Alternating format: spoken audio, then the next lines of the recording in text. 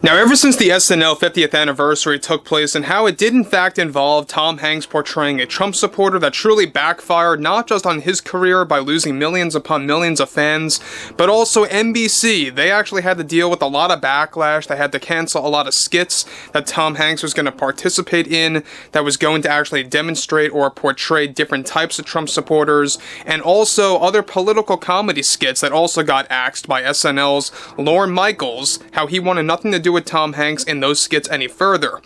This is Mike Zero. Subscribe if you're new and like this video to see future updates. You can also follow me at Mike01. I thank you also very much for the great and kind support.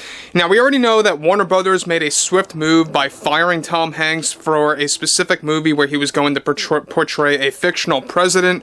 We already talked about this a couple of days ago about how WB's CEO David Zaslav is continuing to basically disconnect from a lot of these actors and actresses that get way too involved in politics, that get way too involved in activism, and so on and so forth.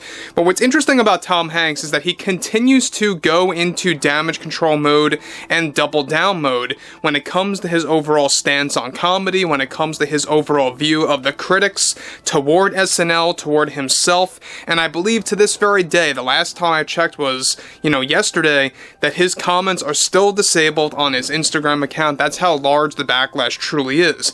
He can say it's a minority all he wants, but it truly is a majority of American citizens that have, of course, been very much offended by what he did on SNL. But let's get into this, shall we?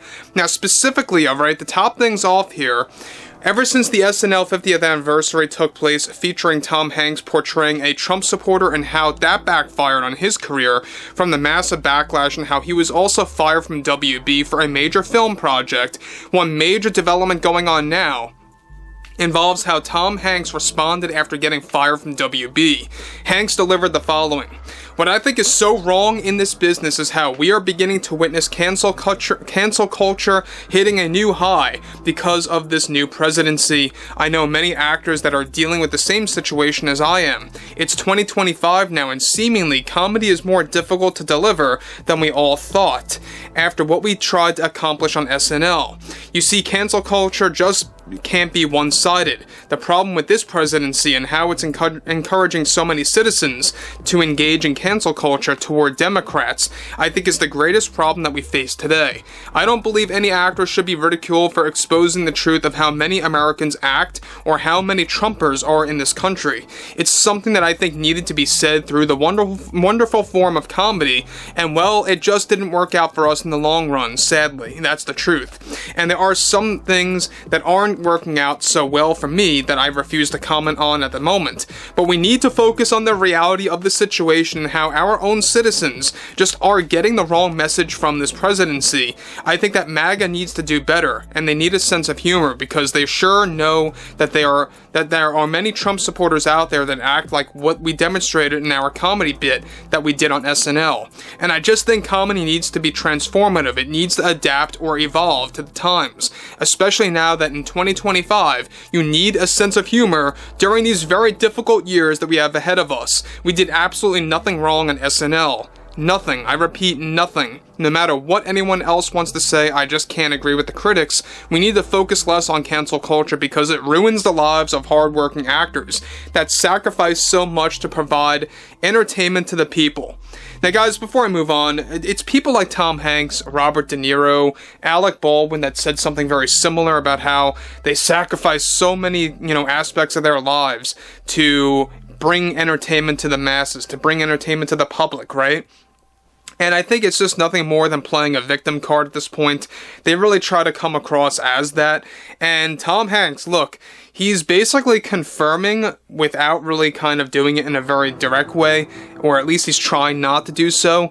But he's basically confirming that, yes, there was an agenda there on SNL. They wanted to expose, what they believe MAGA is all about. And what they did on SNL, I've said this plenty of times, I think it really came from a terrible place. I think it truly did offend a lot of people for valid reasons. People have a right to feel offended over what Tom Hanks did.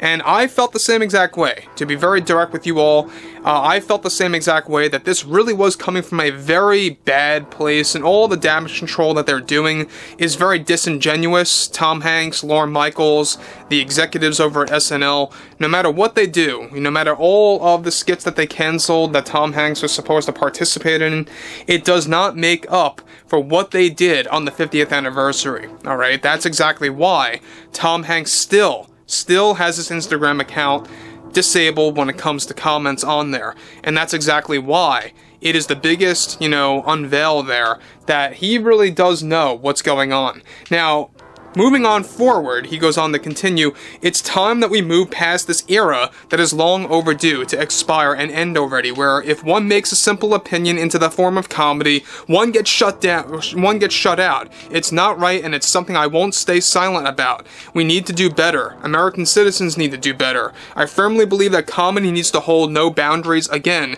even if it offends people. Now look guys, that's one thing that Tom Hanks may have a little bit of a point on, even though I am a major critic of Tom Hanks. Sure, comedy needs to go back to its roots, where you didn't really have all these boundaries, you didn't really have anything to worry about by offending people. It's one thing there, but it's another thing for Tom Hanks to defend something that is obviously an agenda. It's obviously something that is nothing more than messaging disguised as comedy. Two totally different things, and he's trying to create this argument that's just not valid. So he goes on to continue, I firmly believe that comedy needs to hold no boundaries like that again. Look, we had to expose certain truths of what was going on with MAGA, but we knew going in that we had to do that with a lightened mood through the usage of comedy. As an actor, I am appalled that so many did not understand what we were going for. It's unfair and it's uncalled for. It's a type of response that I think, quite frankly, is just very one-sided and unfair to actors like myself who really want to shed light on the truth of what's going on. So you have actors like Tom Hanks saying things about how things shouldn't be so one-sided. Well, SNL tends to be very one-sided. They tend to only, poke fun at or attack one side of the country, and we all know that SNL really tried to do the opposite, and it just didn't really work for them in the long run, and they still have a very big ratio where they actually go after one side way more than the other. So there's an obvious agenda by NBC, by the showrunners handling SNL, including Lorne Michaels, the executive producer over there, and why he's getting a lot of backlash, a lot of flack as we speak, and rightfully so, by the way. But again, I think that Tom Hanks, after what happened at WB, as we talked about a couple of days ago, how he was supposed to portray a fictional president in an upcoming WB movie that's still set to debut in 2027. They're going to recast that role after ditching Tom Hanks. And look, I think it would have only been a major mistake by David Zaslav if he kept Tom Hanks on board. But let's face the facts here, nobody wants to watch a movie like that anyway. You can recast all you want. I don't think it's going to do well in 2027. And honestly, I think that there's an agenda there as well for things to come in 2028. I think WB is up to something, but we'll have to wait and see. But overall, I would love to hear what everyone has to say about Tom Hanks, about SNL, about the whole Warner Brothers situation that we went over about 2 days ago. If you guys want to go ahead and check that out. And if you guys did enjoy the content for today, make sure to drop a thumbs up on this video to support the channel, and I will catch you guys later.